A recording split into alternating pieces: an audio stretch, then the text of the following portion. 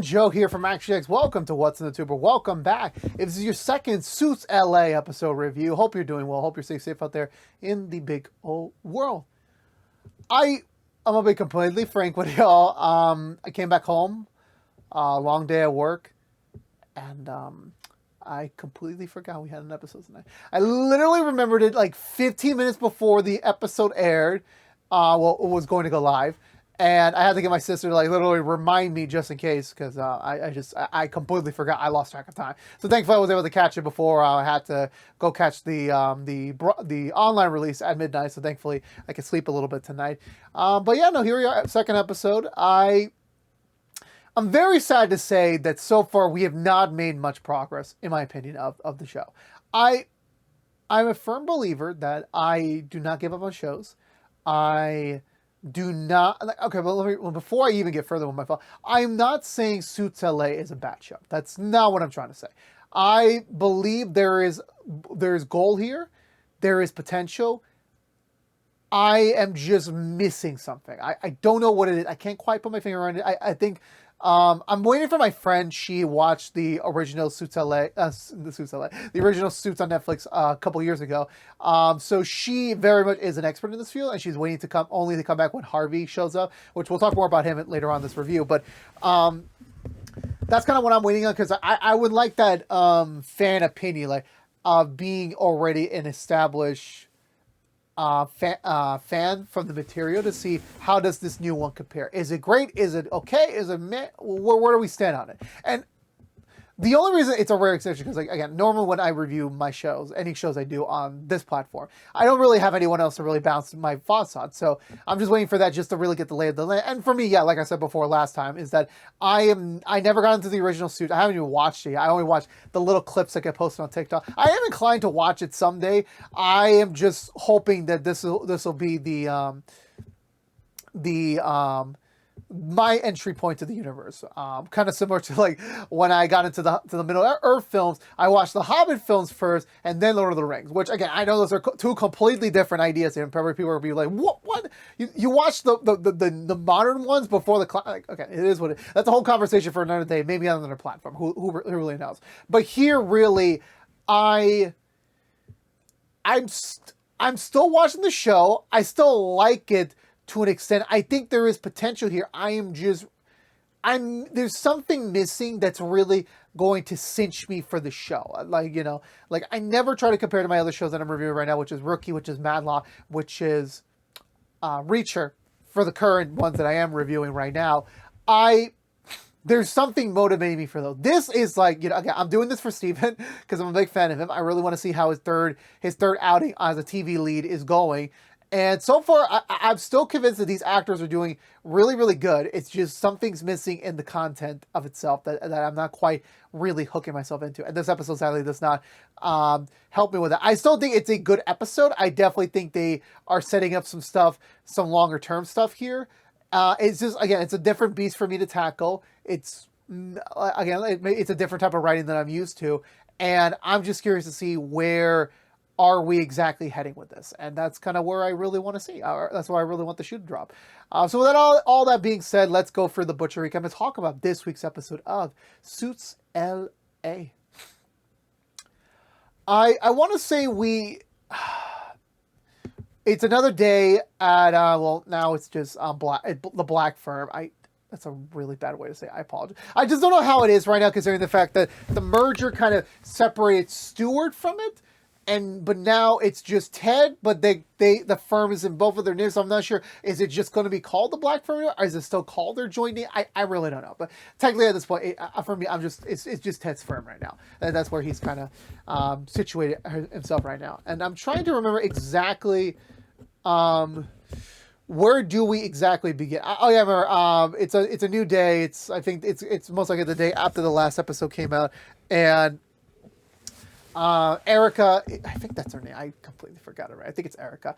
Immediately is just trying to crack some jokes with her boss. You know, now that they're kind of like, well, not even the boss. They're partners now. So like they're like trying to like, you know what, we're on the same term now. Like now you and me, we're on the same level. And Ted's not really. He's not really much taking. She says like your mom joke, and he's like, my mom's dead. And I'm just like, damn, Erica.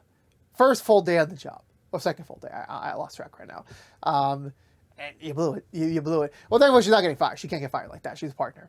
So Rick's also just getting himself ready for his first video session with his client, the producer that killed his fellow friend / colleague last episode, with a kind of a video documentation about it. Just kind of him giving like the full what happened prior, what's the context of it. Ted also flew out Kevin, his former partner from New York from nearly 15 years ago, to help him out with this case, kind of give him like a second set of eyes, because if he's been so out of the criminal defense game for so long, as well as the second thing is that for himself, he just needs someone to like really kind of bring him back on that path, bring him on this straight and narrow. And the producers kind of giving the story, the spiel that they were making a movie, everything was going well, they had a party, they did some drugs, and the drugs weren't strong enough, so they took each a half an extra dose of another piece, and that's when the other producer kind of got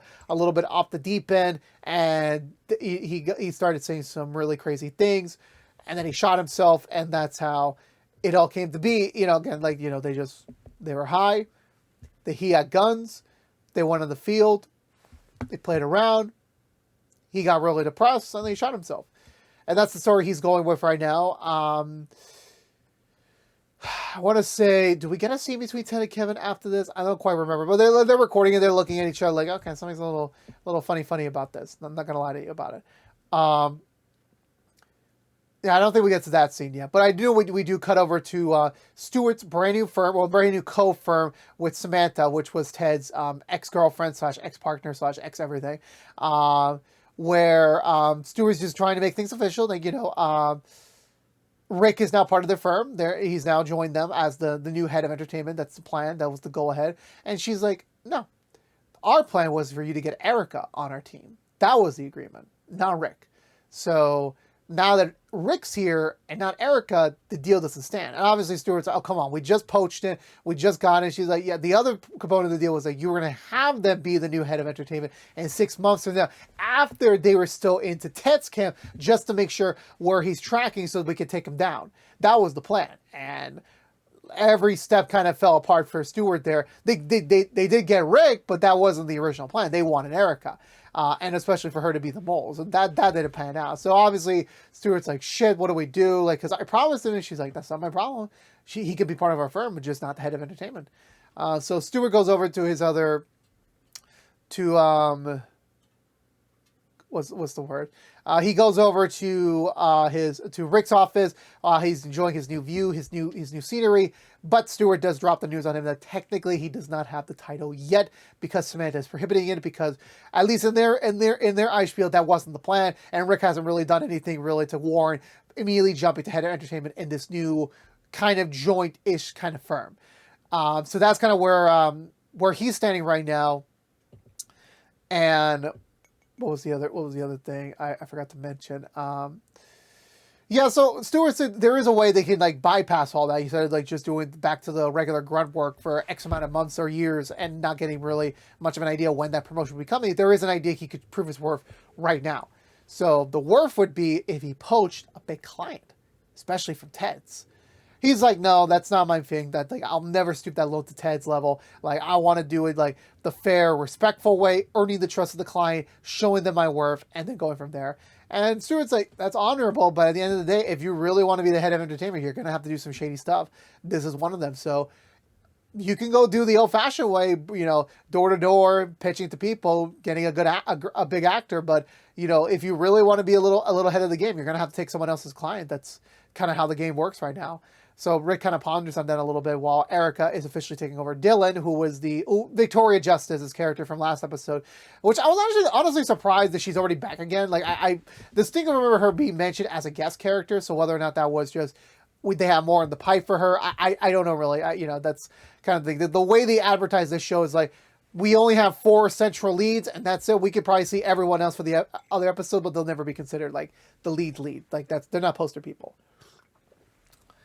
So that's a really big thing. Her main goal right now is just to maintain Dylan, who's going for her own crisis right now, because as the last episode kind of stated, she's on the right star. She's about to book her first real action movie for Warner Brothers. The problem with that ideology is that, sadly, she's still tied to her indie company that's going to use up the last of her contract for one more movie, for which sadly is one of her best friend's projects. But the problem is that even though she has a very minor role in that movie, they want to stretch her out for 6 months. For whatever reason, I really don't know. This is kind of one of the things I'm fascinating about, because like, why wouldn't you want your stardom to, like, I do understand, like, she got popular for one of your films, and now Warner Bros. Does want to poach her. So I do understand, like, no, try to keep her in-house because it'd be better for your brand. But I'm just like, but if she's not, I really don't know. I really don't. I guess it's short-term money rather than long-term success. I really don't know 100%. So basically, Erica's first real task is to get Dylan out of that contract, get out of that movie, and go straight to the Warner Bros. Action film that she's been pining for so long. Where do we go from there? I do know eventually we get to flashbacks. Ted kind of flashes back to his time to New York. This was just after the explosion. He goes to meet up with his girlfriend Samantha at a comedy club, who she's supporting one of her clients doing an improv night using impersonations. Ted's not really into that kind of thing. He's kind of, a little bit bothered by it. So he kind of like, disengages from that, while Samantha kind of watches him, being a little bit, distant from that area, even though she promised to give him a very, very nice repayment, which we all know what it means. Ya tú sabes. So yeah, I'm really out of order here. What's going on? Yeah, just a heads up. Stewart's not really in much of this episode. I think he's only in 2 scenes. The one we just talked about, and then one of the last one. So he's not really in that much, to be honest with you, which was kind of weird. To be frank with you, I mean, I guess to get more exposure to the other characters, the other storylines, but just for me, it's like not really. I know Ted spends more time with the pro bono lawyer that's the floor underneath him in his firm. Again, Ted's got a little bit of an attraction to her. It's kind of obvious from there. Just like the ideology, like there's someone that's like literally out of reach from you after you're known to get a lot of things. It's like, it's kind of tempting for him. But he's giving a little exposition to her about why he's taking this case. Like, the entertainment lawyer suddenly returns back to criminal defense. Like, why exactly? He does tell her the real reason why he's doing it is because they don't have Stewart anymore. And one of the two pillars of their firm was like, one was entertainment law, the other one was going to be criminal defense law for the entertainers. That was the whole spiel. So if Ted can't do a criminal defense case on his own thing, even having the background from it, that's going to really shake up a lot of potential clients for like, oh, well, he could probably give me a good deal in a movie. Well, let's say, God forbid, I'm in a situation with the law. I can't depend on him. I'd rather go to a place like, Stewart's new firm that's going to have both of those elements for me from the get-go. So that's kind of the pitch he's trying to go for. Like, he's taking on this case not because he really believes in it. And even he has a whole spiel with Kevin when Kevin pulls up his the producer's bank records, where apparently he's in debt for a lot of money. So that is very much, cause for murder. And Ted's only trying to deny everything around the sun because he's trying to believe him even though he doesn't really. He's only doing this because he has no choice. He's trying to keep his firm, that future to not, because everyone's looking at him for failure. They just want his firm to fail for him to learn his lessons. And he's trying his best not for that to happen. And it's getting a little bit difficult when like there's more and more evidence that, prove the contrary. I do know there's a scene where Dylan basically gets the jump on Rick. She gets a little mad at him for like, you guys literally promised me. Yeah, I know there was a merger happening. I know there was going to be some displacement with some clients probably. But the fact that it happened almost ASAP after she signed for them, and then also at the same time, she's not with Rick, she's with Erica, but even Rick's trying to explain like, oh, but I no longer work for that firm. I'm at a new firm right now. And because of the merger agreements, I can't just take your contract. I can't just take you over as a client. That's not how it works. And she's like, I understand that, but at the end of the day, I need to do the action film. I do not really care much for an indie, to be honest with you. That's not her priority right now. Like, this is the potential to go to the big time. That's what she wants to do. And this indie film is literally standing in the way for a 5-scene story. So Rick understands that, and he's like, okay, he's going to use that as motivation as he goes to Erica to basically let her know, like, to kind of tease her around a little bit. It's like, hey, look, I'm hearing you're having difficulty with the Dylan matter. And I forgot, there's a whole scene I forgot. So Erica and her assistant, the one that became a senior associate, goes over to the legal brass and the writer for the indie company to try and get, at least to get a halfway margin between Dylan and the film, so that she could still do both projects without having to, like, you know, compromise one or the other. And they agree to it, but, you know, there's certain causalities to it, you know, basically speaking, where he agrees to it, you know, pre-definitely, like, okay, we can make it work, okay, it's fine, you know, that's what we can do, you know, we'll just keep Dylan for the minimum amount of time we can get her, and then after that we'll shoot her over to Warner Bros. To shoot her project. So, which is a done deal, everything's fine. The senior associate kind of giggles with the writer over, like, a comment thing that she wrote years ago, so it was pretty sweet to see that. But however, the problem was that senior associate, when she was drafting up the final agreement to allow Dylan to go do both films, she sadly included in the contract that technically Warner Bros. Doesn't have an official start date yet. It's only, like, tentative on Dylan's schedule, but there's still a timeline production. We're like, okay, we can wait for just a little bit, but we rather would have her here ASAP. So, like, finish off that film and then go do the WB film. That was the plan.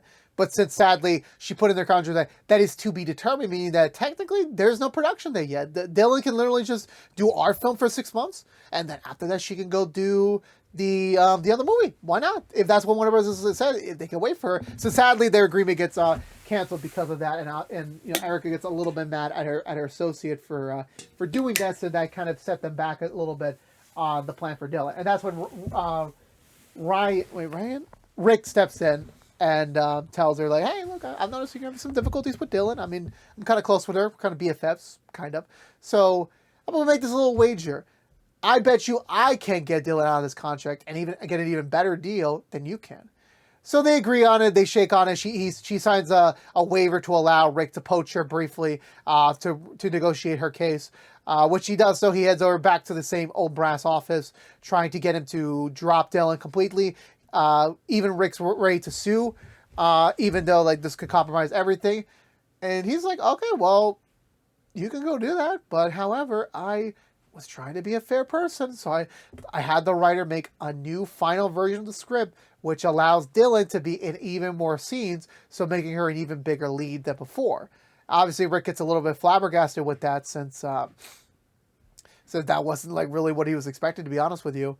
Ted loops back around to Kevin. They apologize to each other, where Ted admits to Kevin that, you know, he's having difficulty because, again, his moral code is basically not to defend these, you know, he's a criminal attorney, so, like, he's always used to, like, you know, getting certain people off the street, so him kind of going to this route isn't something he's quite comfortable with. And even Kevin's like, yeah, no, I apologize, you know, I guess I pushed the mark a little bit on that. I should have, like, reined it back a little bit. So from there, I want to say they do make up. They do kind of, you know, now see a little bit eye to eye a little bit, trying to, like, you know, get through to it. I know Rick has a scene with the prosecutor, who is not the same prosecutor he was expecting. It's a different person. And she's basically like, yeah, no, this is the deal. That's it. Like, you know, I have a lot of evidence against him. So, like, this plea deal I'm offering you right now is the best you're going to get. So you might as well take it or leave it, because, you know, he may not get a better shot in court. So again, Ted's really has not been getting his way the past few weeks. He has not been. So I want to say eventually word gets back to Erica that Rick failed to get the deal, and that they wrote Dylan a much more expansive script to work off. However, Erica, again, her priority thinking that, she wants the WB action film. She wants to elevate her profile, get to a bigger screen. That's what she wants. So she has a kudo plan to, like, you know, get Dylan out of this. So she arranges her associate to set up a dinner between her and the old brass producer, so that she can form the next step of her plan. So which we cut to, where I get this guy's probably having a much more complicated day than the others, because, like, he was dealing with Erica, then he's dealing with Rick, and now he's dealing with Erica again. It's like, this is the biggest flip and flop for a client, like, that he probably has ever seen before. So at first Erica does broach around a little bit on it, just, like, you know, trying to, like, you know, tease a little bit, even with the expansive script, you know, like, there is a way they can still get out of it. She basically pressure holds him to, like, get to get Dylan out of the contract completely. Just like, yeah, you're not going to get Dylan again. Like, we're going to move over to WB. That's the plan. Here's the case. And you best not get in our way. So thankfully, at least from that standpoint, she manages to succeed better than Rick on that one. Then I believe for Ted, we'll get another flashback where Ted's about to have some canoodling time with his girlfriend, voicing his expression over his distaste for the Impressionists. However, before he can pursue for a lovemaking session, sadly, he remembers that there is a pending criminal client case. They literally only had 24 hours to do, so he immediately gets back on the horn with his with Kevin to let him know, hey, I'm sorry, got distracted. It won't happen. He tries to delay the fish a little bit longer, trying to like, give me to the morning. I will have a Hail Mary plan for you, for that in mind. Which it does happen. The next day, he does go in with SWAT to the supposed gang mafia. I forgot what the terminology they used for that was responsible for the guy's death. Immediately for Rick himself serving the warrant, which the plea for like a subpoena. Which this was the scene, in my opinion, I kind of felt like a little off by, because like I'm not sure that like Steven kind of put himself up to this. Like he wanted to do this scene because like it doesn't really seem like a criminal defense attorney, a criminal attorney to be doing this sort of thing. To be honest with you, like going with SWAT to issue this warning, I don't know. That's kind of where I kind of clocked out a little bit on that, to be honest with you. So we head up to the interrogation room. Rick is trying to like plead to the gang member he poached, that like, look, this is the brass case right here. I could easily get you, locked up for a lot of things, or I can get you killed. Not directly, but because, I have information related to you that your boss may not know. Did it come from you? Did it come from someone else? I don't know. But for your boss, he might just assume he put the pieces together, like, hey, this guy just got arrested, and then all of a sudden this evidence is coming to light. Like, obviously, he's going to make the correlation that it was him. So Rick is trying to push him, even faking that the guy that they killed is still alive, using the Impressionists, which kind of, ties it back in together, to play the spiel of like, yeah, no, like, he's alive, he's ready to testify, he's ready to provide a lot of evidence against you, so you best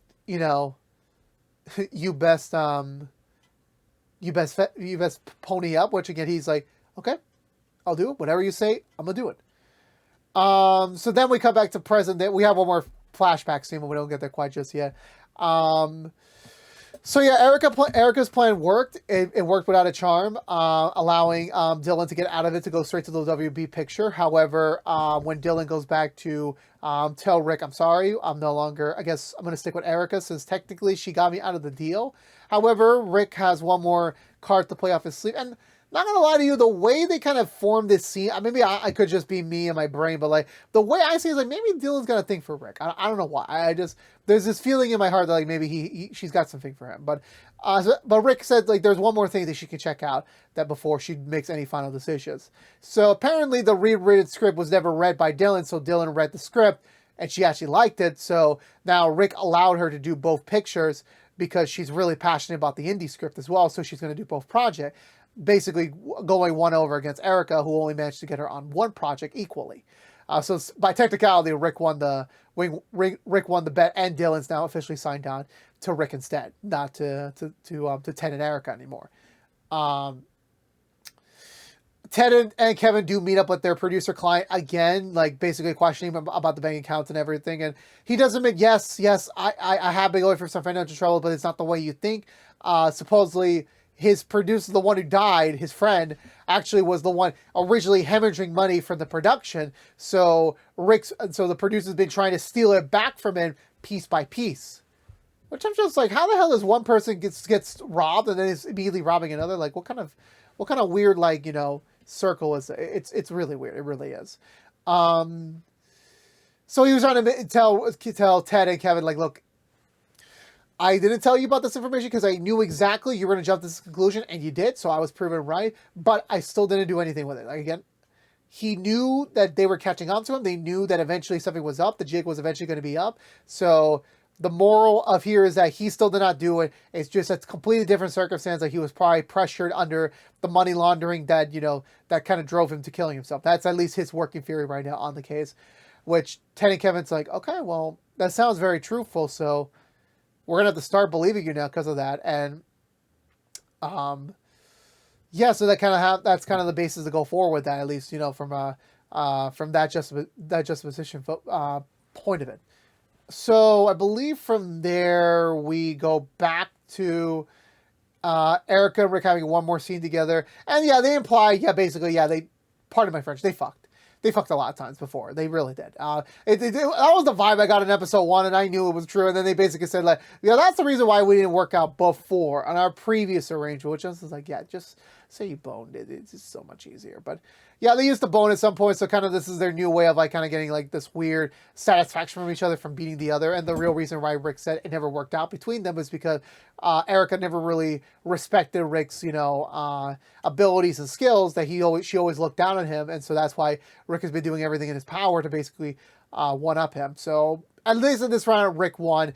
Even going back to Stewart with the news, and Stewart's like, all right, I guess you have the capabilities after all. I will definitely.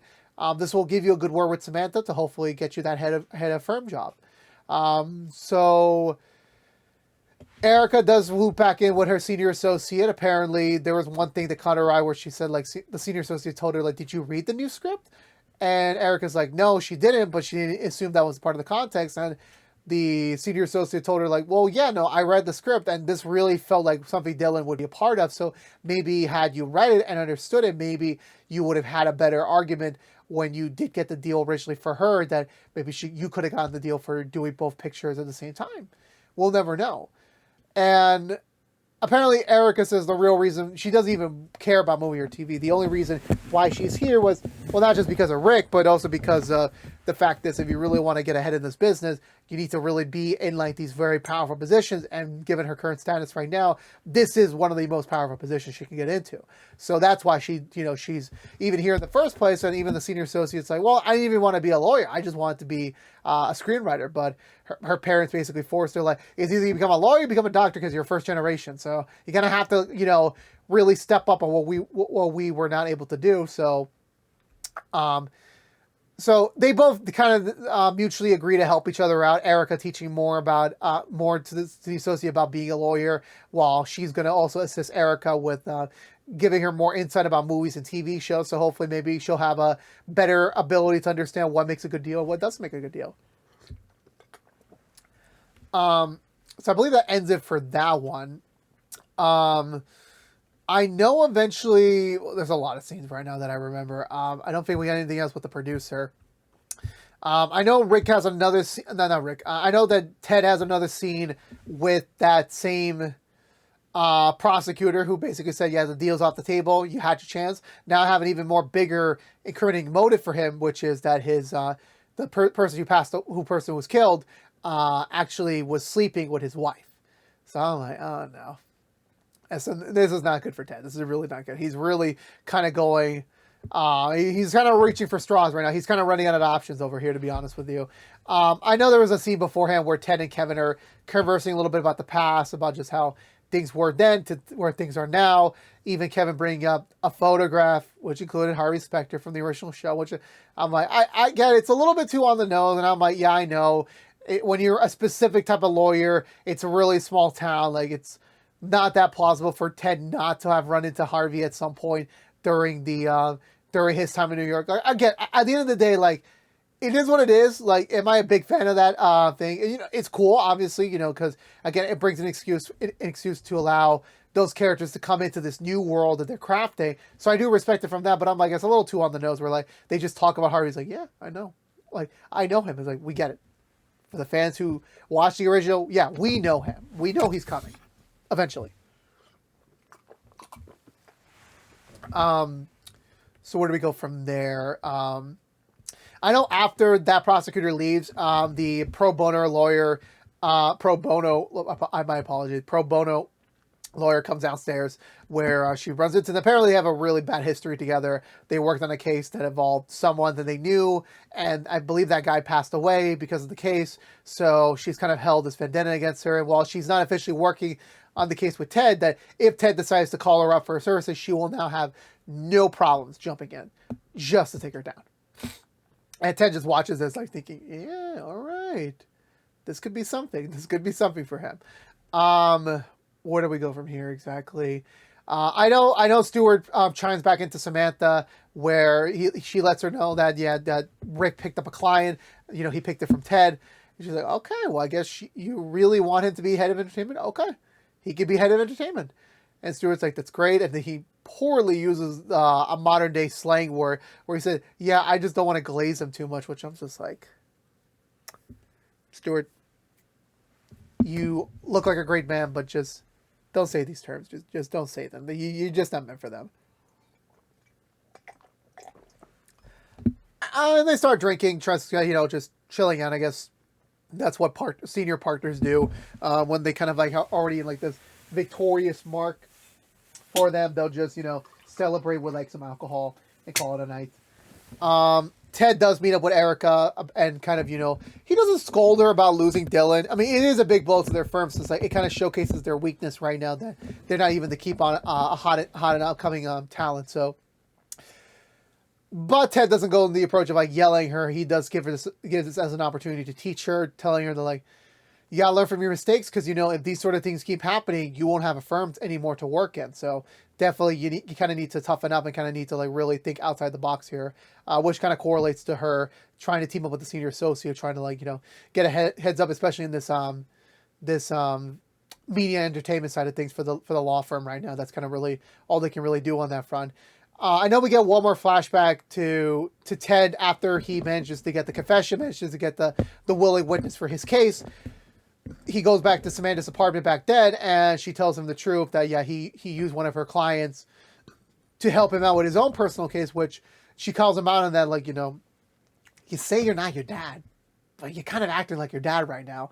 And I think this is the second opportunity where like I don't think Steven quite yet nailed the character of Ted in terms of like selling it. We're like, I kind of got a little bit of a gist of the Ted character, but like this should have been one of those moments where like Ted should have really like we should have already knew like was Ted going to be quiet and understanding, or was he going to be yelling and argumentative? Like I didn't really know. It just kind of felt like that performance, that specific scene, it didn't quite sell me. And I think those were one of the two big cruxes for my so far issues with the show so far. I think that's just in my personal opinion then. But despite the very strict languaging and everything, it's not the end of the world for them.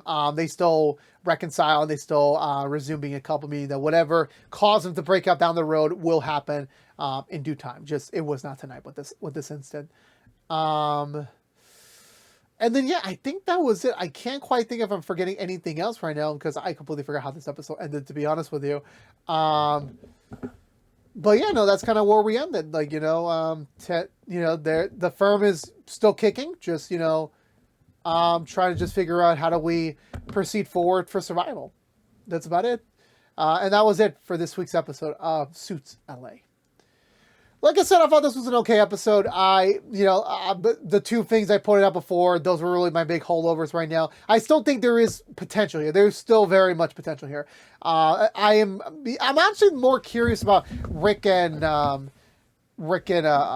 it, I forgot her name again. Erica's relationship right now than even Ted, which is really saying a lot. Like I was not expecting that whatsoever. It's not to say I'm not resonating with Ted's story, but it's like there is something missing, and Stewart not being there that often is kind of really impacting things. Again, it's not the way I was told on the show. It's not the way I was pitched on the show, and it's just kind of one of those things where like I'm just kind of curious how are they going to eventually really hook us in? Like, there are pieces there. They are forming the pieces. It's just when are we actually going to see the fruits of their labor, start to sprout a little bit? Not pay off, but more like sprout to a much more attractive point. Because at least for me right now, 2 episodes in, I'm still intrigued enough to keep going, even if I wasn't reviewing the show. If I was just watching this week to week, I would be more of a gesture to put down the remote and let it be. But for me, like now, I'm still intrigued enough to see what's going to happen next. But I just really hope they are able to rectify some of these issues very soon. That I want to see a good turnaround with the show. So that's kind of where I'm at right now. But with all that being said, I'm giving this episode 1.5 thumbs up. Let me know down below what you think of this week's episode of Suits LA. I would love to hear your thoughts down below. As always, I would love to have a conversation with you about it. But I believe that's going to do it for me today, everyone. So if you're unaware, this has been What's a Two reviewing every episode in the hopeful first season of Suits LA. If you want to know what we're doing normally once to besides our Suits LA episode reviews, usually on Tuesday we would be doing rookie episode reviews each and every week after brand new episodes on Tuesday nights on ABC. We also do Madlock episode reviews each and every Thursdays after brand new episodes on CBS. And we're also doing Reacher episode reviews each and every week after brand new episodes on Amazon Prime. But if you only care about Suits LA, you're in luck. We'll be back next week with another brand new episode review, so stay tuned until then. But again, thank you so much for watching. Please subscribe if you haven't yet, like, favorite, share if you want to. Ring that bell and follow us on social media. But until we see each other again, thank you so much for watching. Please stay safe out there, be good to each other, and as always, peace out.